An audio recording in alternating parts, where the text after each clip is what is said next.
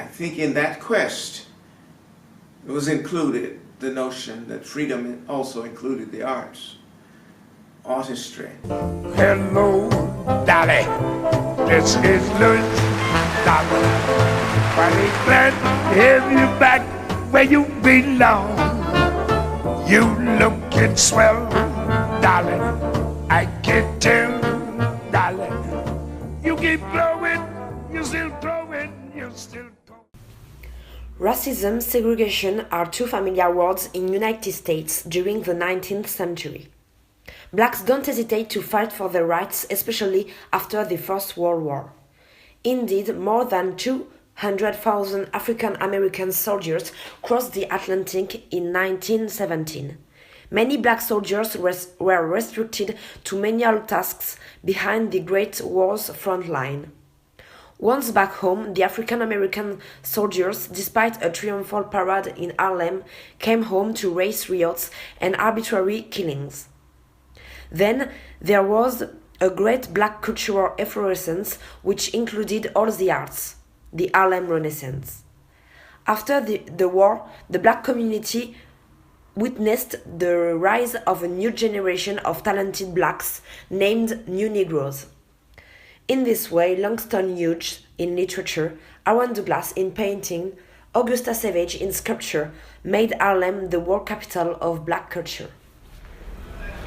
The Harlem Renaissance was a very sophisticated moment in the United States when black Americans were far enough from slavery and from the disappointments of the Reconstruction period, which had failed so brutally, to think of leadership on a very broad scale. It was a time when African Americans, perhaps for the very first time, decided that they had to assert themselves and redefine their own culture. Harlem, it's a little dearticulation of an African American awareness in order to have a truly identity, and for few artists to have a truly artistic identity. And so the Harlem Renaissance was an age of awakening, a rebirth.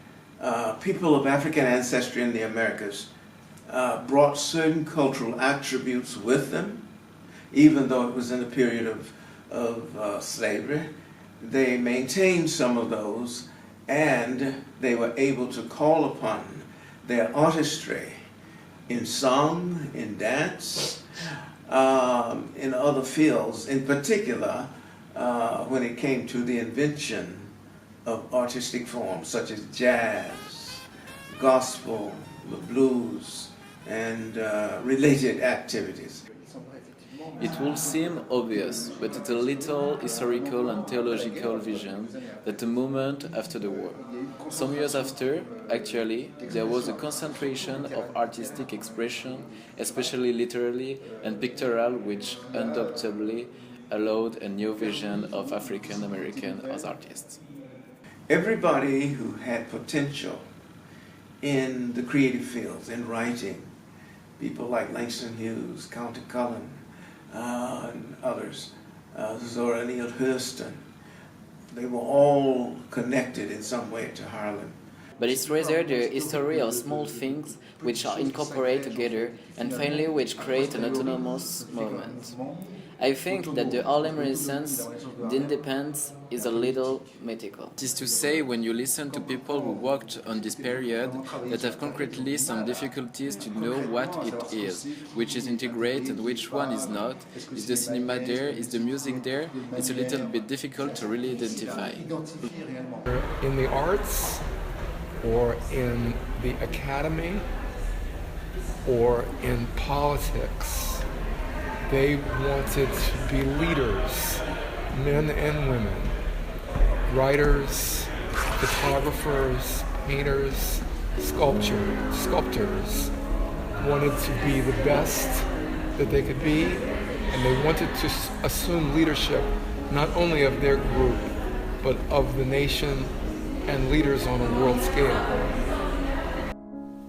We understand that the African Americans launched the Harlem Renaissance movement and developed it in order to create a new cultural identity because of the whites' domination. Nevertheless, is the First World War had a really impact on their desire to develop the Harlem Renaissance? This war. Yes, the First World War could be considered an age of awakening for the black soldiers, in particular those who came to France to fight in the war. So the African American soldiers who came here and fought, particularly those in France, they got better treatment here than they did at home. So they went back. When they came back to America, the question was, why are we still second-class citizens when we have already fought a war for freedom? And I think in that quest, it was included the notion that freedom also included the arts, artistry. And so many of the people who were in the war were cognizant or aware of their creative influences when they came back to the United States, specifically in Harlem.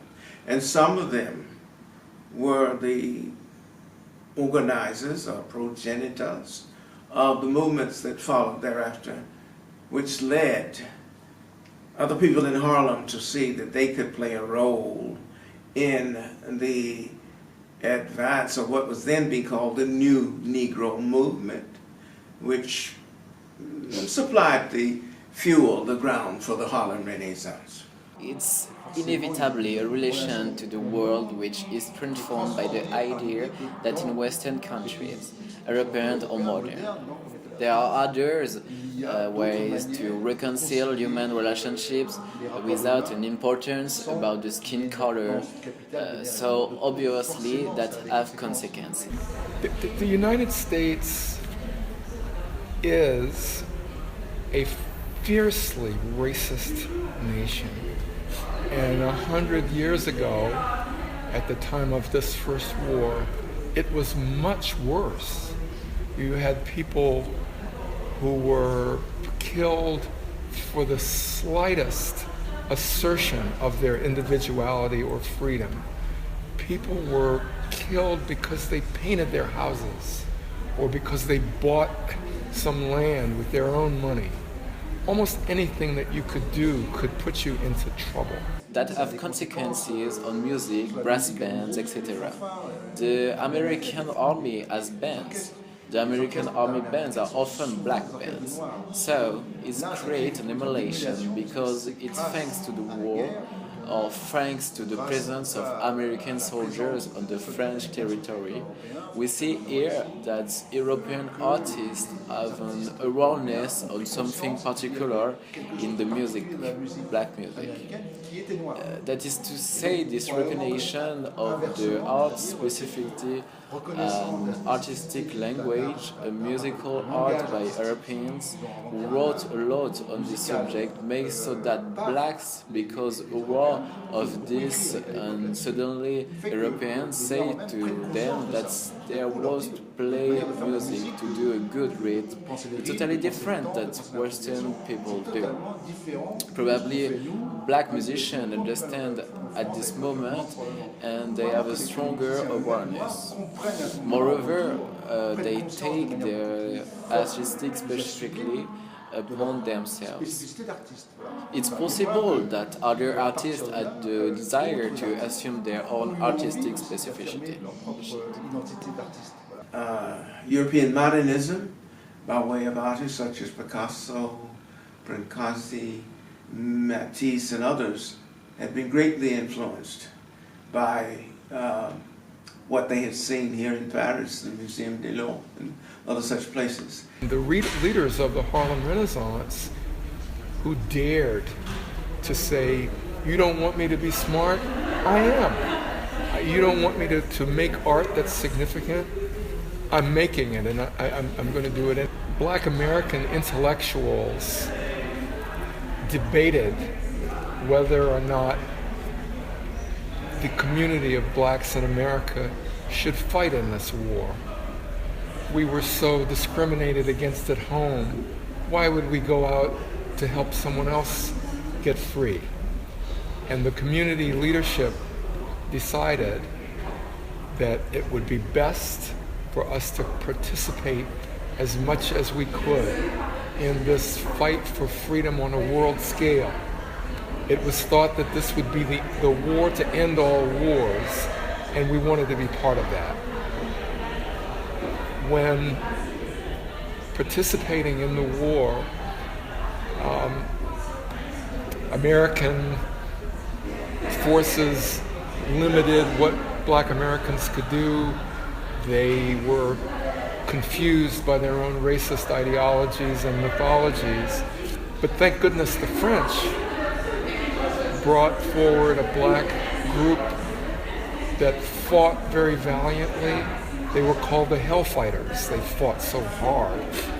They also brought their musical instruments to France and made a very big impression, not only as soldiers, but as musical creators. And once the Europeans heard this new music, it was the beginning of opening up Harlem's music as the world's music. So that was part of the Harlem Renaissance, not just something in Harlem or in the United States, but something that was heard all over the world. The other thing is that once those soldiers, whether they were in France or elsewhere, came home, they never were the same again. They didn't want to be segregated. They didn't want to be mistreated. And so there was an aggressive spirit among those former fighters, the soldiers, and their families that was part of what led to the Harlem Renaissance. We felt if we can fight for the world's freedom, when we get home, nobody will hold us back. And part of what happened as a result of that is you got many Black soldiers lynched in their uniforms because they wouldn't act the way they were supposed to act as inferior people. They knew they weren't that, and the war helped them know it. There were also poems and novels and paintings and photographs taken by Black Americans recording this experience so that their cousins and their neighbors back home would realize that the stereotypes of Blacks as lazy or Blacks as incompetent or Blacks as inferior were contradicted by this truth that Blacks had been heroic soldiers that represented their country with valor and bravery, and they died to help the world be free. So, the First World War was eventually a launching event which made African Americans fully aware of their status.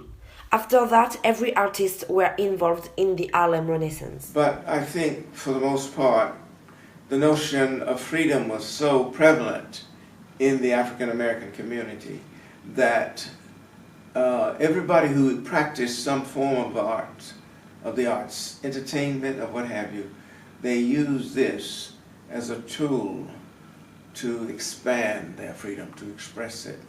It's like the consequence of identification, but a possible renaissance of Harlem is essential for the American history. The denigration of the race had lowered the standards of living and so forth and so on. However, it's very important in the history that there is a moment like this, identified like being a free expression place for some African American artists. Thanks to these professionals, we felt their commitment for the Black struggle. With the First World War, which was an horrible event, a good thing in United States began to born through an artistic movement because of their treatment that would be better in France, contrary in United States. Harlem knew a rebirth thanks to many African American artists who didn't be afraid to express their culture and express this segregation. But there is still a complexity because we can't accept which artists took part of the Harlem Renaissance. Maybe this war had a constructive influence for the blacks who thought that the United States could be a country of equality and freedom like European countries. The irony then is that sometimes out of something terrible, something good can emerge. Out of this terrible war, it was proven that black men and women who participated in the war could act like citizens and brave, courageous fighters. Out of the war came this new spirit of independence and community-wide strength. Out of the war, there was a new standard of leadership. So whether you were a journalist or a tennis player or a writer or a farmer, you thought to yourself, let me be the best that I can be. Not only to contradict the racists, but to do more than that, to assert this sense that I can be a leader on a worldwide scale. And if I'm joining the people that are fighting the forces of evil on a worldwide scale as a soldier, let me wage that fight now, whatever I do in my life. Hello, Dolly. This is Louis, Dolly. Mighty glad to have you back where you belong. You lookin' swell, Dolly. I can tell, Dolly. You keep going, still going, you still going strong.